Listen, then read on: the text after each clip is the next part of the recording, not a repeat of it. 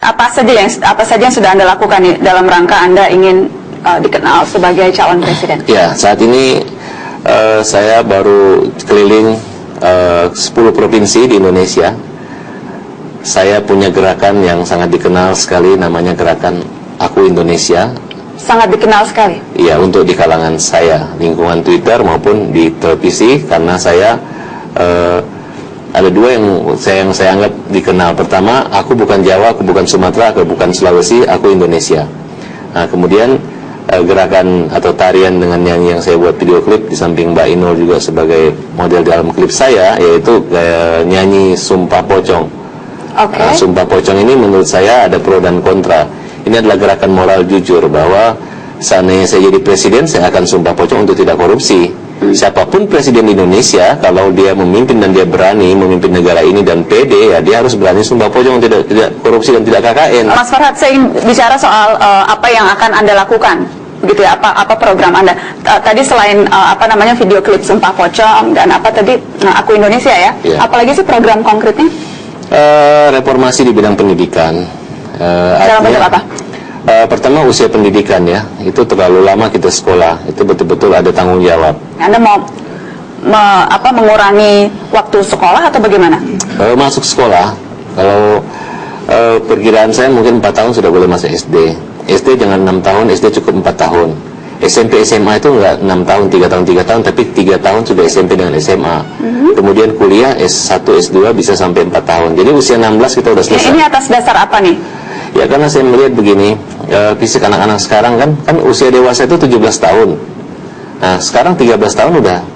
Jadi ini atas karangan Anda sendiri? Iya, gitu ya? saya berpikir bahwa usia dewasa anak harus diturunkan, tidak 17 tapi 13. Jadi Anda mengarang-arang sendiri untuk kemudian sampai pada program ini yang SD 4 tahun, SMP SMA 3 SMP tahun. SMP 3 tahun, ya itu kan di samping memaksimalisasikan kualitas guru untuk mengajar, dan juga bisa memperhemat anggaran biaya negara, belanja negara. Jadi total itu orang masuk SD sampai lulus 16 tahun, udah S2. 16 tahun sudah S2? Dari mana tuh argumennya?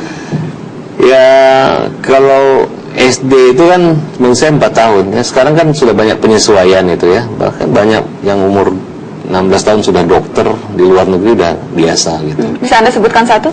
Saya lupa namanya, tapi ada beberapa prestasi. Oh banyak, maksudnya satu saja? Saya lupa, saya nggak sebutin namanya, tapi sudah saya ketahui bahwa memang kita sampai usia 22 gitu. Saya agak sulit bisa memahami nalar argumen Anda tadi ya, karena ketika saya tanya pun tampaknya jawabannya tidak begitu jelas. Tapi saya sempat baca Anda mengatakan semuanya akan gratis begitu. Gratis apanya maksudnya? Saya sempat baca Anda bilang sekolah akan gratis, kemudian semuanya akan gratis. Saya mengatakan di Twitter bahwa yang pintar gratis. Oh, jadi tidak semuanya gratis? Ya, yang bodoh bayar gitu. Kalau dulu kan yang pintar masuk di negeri, yang bodoh masuk di swasta. Nah, tapi sejalan perkembangan, swasta memperkuat gitu, sehingga terbalik. Karena yang gratis ini orang nggak serius jadi sekolah. Tidak semuanya gratis ya? Tidak semua gratis, tapi kalau yang berprestasi jangan. Kira-kira kalau Anda sekolah waktu itu Anda termasuk yang gratis apa yang bayar? Saya bayar. Anda bayar? Iya, karena sekolah negeri pada saat zaman saya masih bayar. Saya ingin kita diskusi soal bagaimana menurut Anda hal yang menjadi concern banyak sekali orang saat ini, terutama ketika harga pangan yang meroket. Apa menurut Anda seharusnya paradigma atau perencanaan seputar pengendalian harga bahan kebutuhan pokok? Kalau menyangkut harga pangan tinggi, ya otomatis sekarang kan orang menyalahkan naiknya BBM. Jadi otomatis apapun, mulai jual ikan segala macam, BBM naik, itu sangat berpengaruh buat masyarakat, khususnya buat kaum pinggiran lah, kaum pedesaan gitu. Kembali ke soal Anda ingin mencapreskan diri dan sebagainya, Anda tetap akan, karena sekarang kan capres independen sudah tidak bisa, yang Anda akan lakukan sekarang, apakah Anda kader Partai Demokrat mau ikut konvensi misalnya? Ya gini, kalau kita dalam partai itu kan kalau ambisi ntar dikira pahlawan kesiangan atau ingin jadi matahari gitu. Jadi saya yang memperbanyak aja.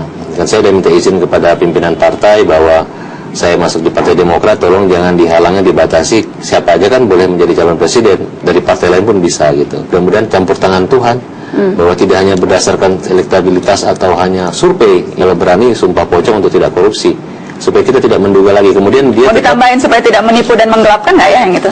Oh, saya rasa itu kan hanya pendapat pribadi aja, kan itu kan ada Nah, pertanggungjawabannya. mungkin bisa ditambahin sekalian, tidak menipu dan menggelapkan dan tidak jadi calo perkara. Ya, saya rasa kalau pengacara dikatakan sebagai calo perkara, memang kita ngurus perkara kan. Ya kan buktinya kan pada akhirnya kan tidak Sekalian seperti saja, itu. jadi lebih komprehensif begitu Ya, sumpahnya. itu kan budaya jujur. Kita mulai perbaiki dari hal yang kecil, mulai dari kehidupan diri pribadi, keluarga, rumah tangga maupun buat bangsa. Ngomong-ngomong keluarga rumah tangga semuanya mendukung full nih. Alhamdulillah ya. Artinya begini, kalau ayah saya kan kebetulan beliau juga orang di bidang hukum ya. Ya.